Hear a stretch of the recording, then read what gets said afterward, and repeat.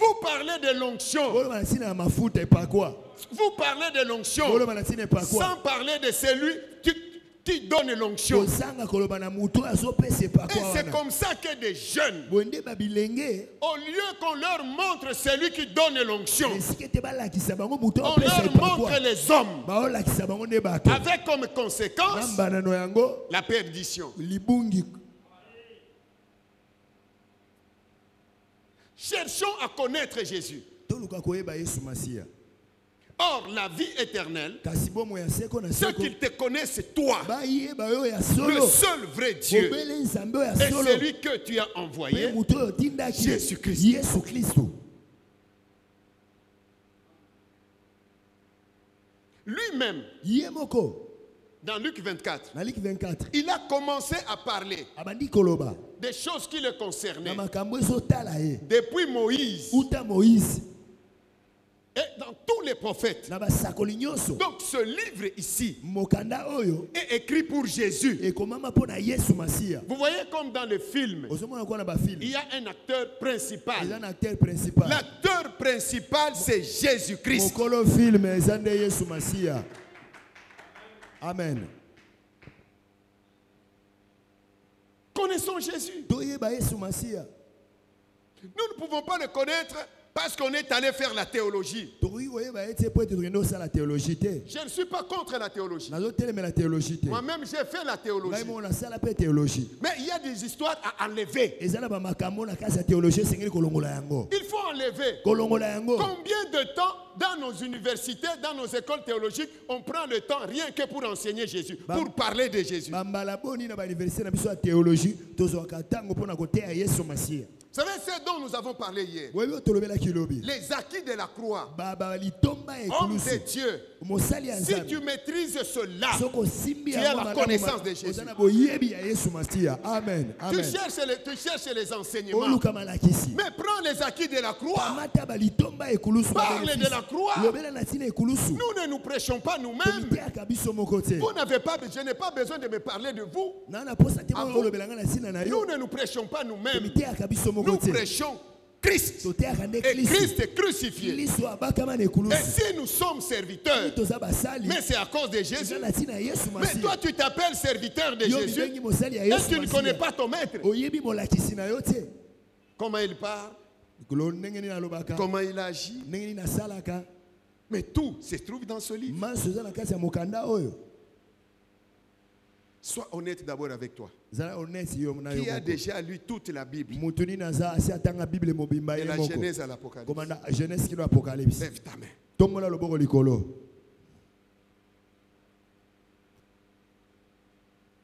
Donc nous voyons déjà qu'il y a un danger dans l'Église.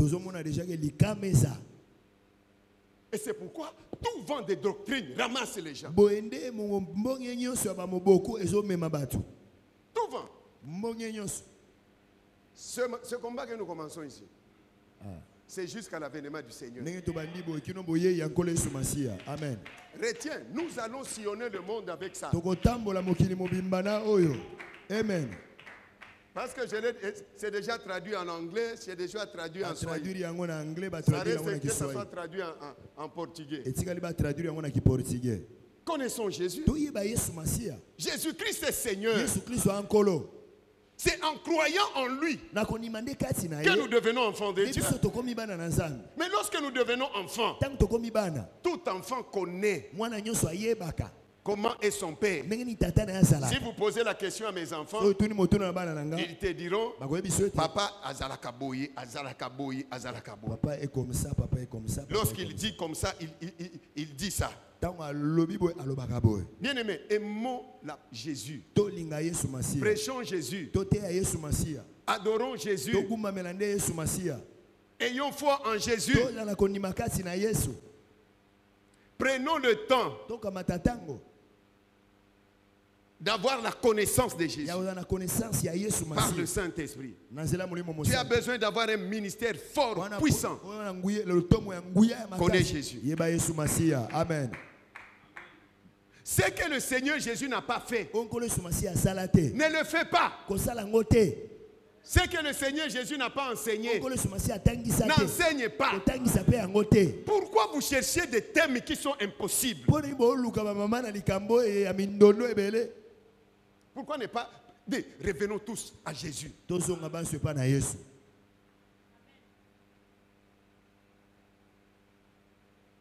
Si tu aimes Jésus, parle de Jésus.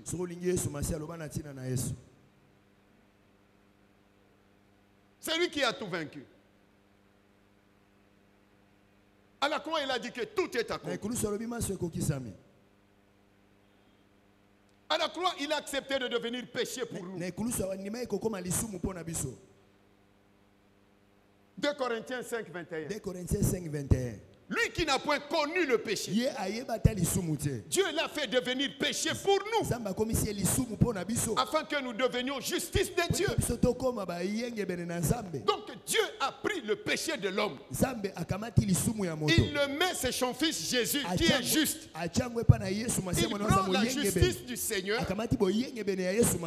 il met chez nous. C'est pourquoi nous sommes déclarés justes. Dieu en nous regardant, Dieu le Père en nous regardant, il ne nous voit pas nous, parce que nous sommes trop sales. Il voit son fils Jésus.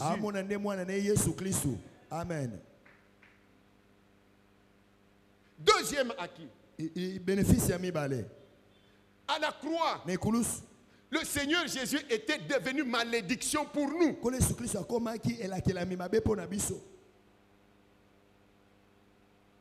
Selon qu'il est écrit, maudit soit celui qui est pendu au bois. Afin que la bénédiction faite à Abraham eut son accomplissement chez les païens en Jésus-Christ. Donc tel que nous sommes, nous ne sommes plus sous la malédiction. Arrêtez avec vos histoires là, délivrance de la malédiction. Toi qui es en Christ, si cette histoire-là, ces histoires-là, c'est du fausseté, arrêtons avec la fausseté, connaissons la vérité. Et le Seigneur dit, vous connaîtrez la vérité, et la vérité vous affranchira. Amen. Troisième acquis de la croix. Le Seigneur Jésus, à la croix, il était abandonné par son Père. À la croix, il n'a même pas appelé Dieu Père. Il dit, mon Dieu, pourquoi m'as-tu abandonné? Quand est-ce que le Père a abandonné le Seigneur? C'est lorsque le Seigneur est devenu péché. C'est pourquoi, bien aimé dans le Seigneur, si nous connaissons Jésus, abandonnons la vie du péché. Abandonne la vie du péché. S'il a abandonné son fils lorsqu'il était devenu péché, à combien plus forte raison toi et moi? La vie du péché n'est pas la vie d'un enfant de Dieu. Et lorsque le Père a abandonné son fils, nous sommes devenus ses enfants. À tous ceux qui l'ont reçu, à tous ceux qui croient en son nom, il leur a donné le pouvoir de devenir enfants de Dieu. Lesquels sont nés ni du sang, ni de la volonté de la chair, ni de la volonté de l'homme, mais de Dieu. Tu n'as aucun lien de famille que personne ne te trompe. Arrêtez avec vos histoires là de liens de famille, liens de sang. Nous avons le seul lien que nous avons, c'est le lien de Christ. Il a versé son sang. Il nous a rachetés à grand prix. Non pas par les biens périssables, pas par l'or ni l'argent, mais par le sang précieux de son fils Jésus. Tu as quelle dette? Tu ne dois rien au diable. Dieu t'a... Donc il nous a adoptés. Il nous a enlevés de cette famille-là pauvre, cette famille de liens, sorcellerie, envoûtement, condamnation. Il nous amène dans sa famille. Imaginons-nous, tel que tu es ici. Aujourd'hui, le président Tshisekedi, son excellence, il te prend, il te met dans sa maison. Banzalo zale kola nango epa na bino kuna okolala nango kuna. Bon, maintenant, nous devenons enfants de Dieu. Et Dieu devient notre Père. Mais maintenant, dis-moi ces liens-là. Tu n'es plus de cette famille-là. Mais qu'est-ce que tu cherches encore dans cette famille-là? Oh, les liens de mon père, les liens de ma mère, les liens. Quel lien? Oh, je veux la délivrance des liens parce qu'on a délié Lazare. Lazare était païen, ils étaient sous la loi. C'est pourquoi vous devez connaître la différence entre la loi et la vérité. Amen. Tous ceux qui étaient sous la loi étaient sous la malédiction, sous la condamnation. La Bible nous dit que la loi est venue par Moïse. La grâce et la vérité sont venues par Jésus-Christ. Que personne ne te trompe avec des faux enseignements. Ce sont des faux enseignements qui n'ont aucune base biblique.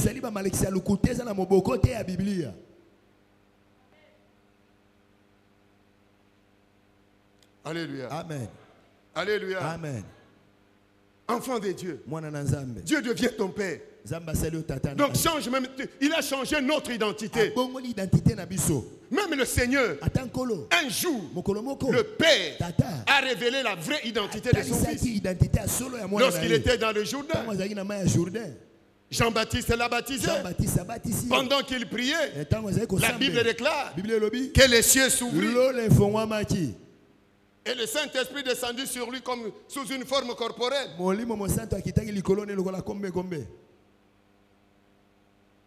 Et une voix fit entendre du ciel ces paroles. Celui-ci est mon fils bien-aimé, en qui j'ai mis toute mon affection. Et au verset 23, la Bible nous dit, Jésus commença son ministère à 30 ans. Comme on le croyait, fils d'eux, fils d'eux, fils d'eux. Cette fausse identité du Seigneur était déchirée, fils de Joseph et de Marie. Lorsque tu acceptes Jésus comme Seigneur et Sauveur, ta fausse identité là, les Moulouba, les Kassaï, les ceci, déchirée. Si tu échoues, c'est toi-même qui es là à la base. Parce que les gens n'aiment pas avoir la connaissance. Quand tu as la connaissance, c'est la clé de tout. Amen. Alléluia. Amen. Alléluia. Amen. Alléluia. Amen. Cherchons à connaître Jésus. Jésus. Yes. C'est pourquoi je nous ai dit au début, attention avec la connaissance générale, qui n'est pas un péché. Hein, Lukung. Connaissance générale, en géologie, sacerdoce, chandelier, délivrance. Ça, c'est la connaissance générale qui n'amènera pas quelqu'un au ciel. Mais la vie éternelle, ceux qui te connaissent, toi, le seul vrai Dieu, et celui que tu as envoyé, Jésus-Christ. Tu peux ressusciter les morts. Tu te retrouves au feu éternel. Tu peux être guéri. Tu peux être ressuscité. Tu te retrouves au feu éternel. Mais si tu ne connais pas Jésus, tu n'as pas la vie éternelle. Ou alors, tu as besoin d'être roi du monde et perdre la vie éternelle. Ou tu as besoin de connaître Jésus et tu as la vie éternelle. Amen. Hein? Amen. Hein? Amen. Oh, venez, moi faisais des miracles. Oui, mais le Seigneur Jésus dit, si c'est par l'Esprit de Dieu que moi je chasse les démons, donc le royaume de Dieu est venu vers nous. Pasteur, revenons à l'essentiel. Revenons à l'essentiel. La foule là, la foule ne travaillait pas pour la foule. Le Seigneur a pris 12 personnes. Il s'est investi en eux. Il a récupéré encore 70. Il s'est investi encore en eux. Investissons-nous dans les enfants. Mais qu'est-ce que nous leur donnons si nous-mêmes nous sommes mal enseignés? Parce que nous ne voulons pas être enseignés. Moi, dans chaque conférence où je pars avec ma Bible, je pars avec mon carnet, je pars avec mon stylo. Car j'ai appris du Saint-Esprit de ne jamais négliger un prédicateur. Amen.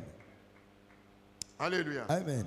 Alors, ce matin, nous allons parler du leadership du Seigneur Jésus. Maintenant, nous allons voir comment le Seigneur exerçait son leadership. Lorsque nous lisons dans Ephésiens 4, c'est un verset que tous les hommes de Dieu connaissent. Je ne peux pas enseigner ce que vous connaissez là. Je vais enseigner ce que le Saint-Esprit m'a dit d'enseigner. Ephésiens 4, verset 11 à 13. Je lis au nom du Seigneur Jésus. Il a donné les uns comme apôtres, les autres comme prophètes, les autres comme évangélistes, les autres comme pasteurs et docteurs pour le perfectionnement des saints, en vue de l'œuvre du ministère et de l'édification du corps de Christ, jusqu'à ce que nous soyons tous parvenus à l'unité de la foi et de la connaissance du Fils de Dieu. De la connaissance de qui? Du Fils de Dieu.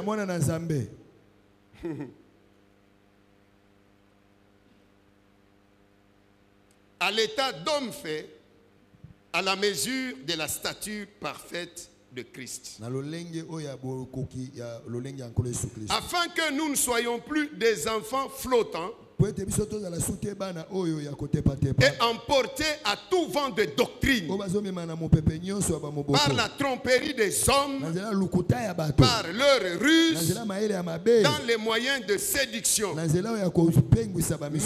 que, professant la vérité dans la charité, nous croissions à tous égards à celui qui est le chef, Christ. Acclamons le Seigneur. Ici, on nous parle de la connaissance du Seigneur. Je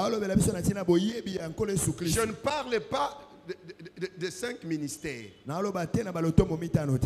Tous les 5 ministères sont les ministères de la parole.